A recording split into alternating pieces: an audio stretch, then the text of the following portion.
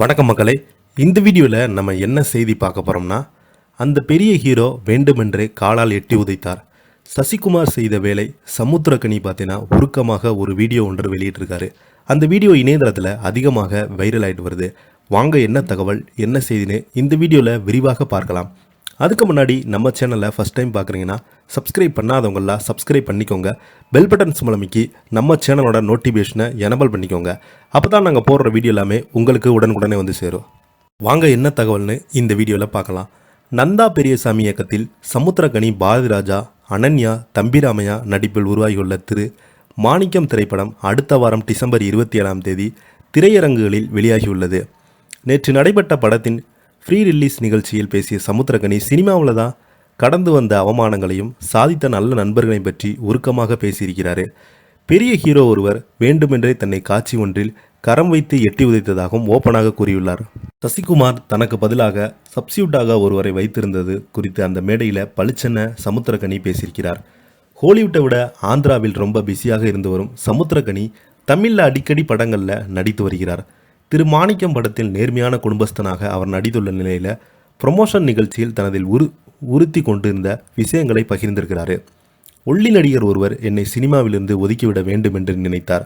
ஒரு படத்தில் ஒரு காட்சியில் என்னை பிரபல ஹீரோவை வைத்து எட்டி உதைக்கும் காட்சியில் ஓங்கி ஒரே மிதித்து விடுங்கள், அவர் சினிமா விட்டே ஓடிவிட வேண்டும் என்றார்.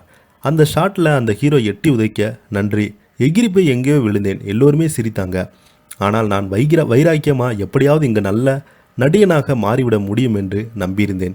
அதன் பின்பு என்னை எட்டி உதைத்த ஹீரோவும் என்னை எட்டி உதைக்க சொன்ன நடிகரும் நண்பர்களாக மாறி மன்னிப்பு கேட்டார்கள் என திரு மாணிக்கம் படத்தில் ஃப்ரீ ரிலீஸ் நிகழ்ச்சியில் சமுத்திரக்கனி பார்த்தீங்கன்னா உருக்கமாக பேசியிருக்கிறாரு.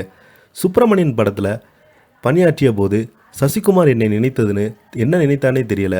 2 படம் பண்ணியிருக்காரு, 200 எபிசோடு எடுத்திருக்காரு.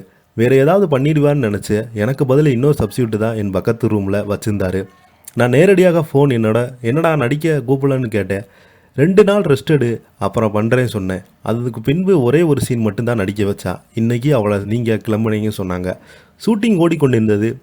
நான் வேட்டியை மடித்து கட்டி கொண்டு க்ரௌட் எல்லாமே கிளியர் பண்ண ஆரம்பித்தேன். அப்போ அழைத்த அண்ணா, நான் நடிக்கிறேன், நீங்கள் படம் எடுக்கணும்னு சொன்னான். அப்படி தான் ஆரம்பித்தது எங்களுடைய நட்பு.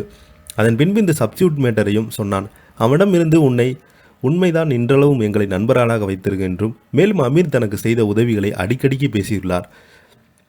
நான் ஒரு தனியார் தயாரிப்பாளரிடம் கதை சொல்ல போயிருந்தேன். கதையெல்லாம் நல்லா இருக்குப்பா, ஆனால் காலையில் ஒருத்தருக்கு படம் ஓகே பண்ணிட்டேன்னு சொன்னால் யார் அந்த படம் டைரக்ட் பண்ணால் பார்த்தா நந்தா பெரியசாமி. அவரை தேடி பிடித்து போய் பேசியதில் அவரை நட்பு கிடைத்தது. என்னை விட நல்ல மனிதர். அவன் சினிமாவில் பெரியதாக வெற்றி பெற வேண்டும் என சமுத்திரக்கனி பேசியுள்ளார். இதை பற்றி நீங்கள் என்ன நினைக்கிறீங்க? கீழே உள்ள கமெண்ட் பாக்ஸில் மறக்காமல் பதிவிடுங்க. இந்த வீடியோ உங்களுக்கு பிடிச்சிருந்தா லைக் பண்ணுங்கள், ஷேர் பண்ணுங்கள். நன்றி.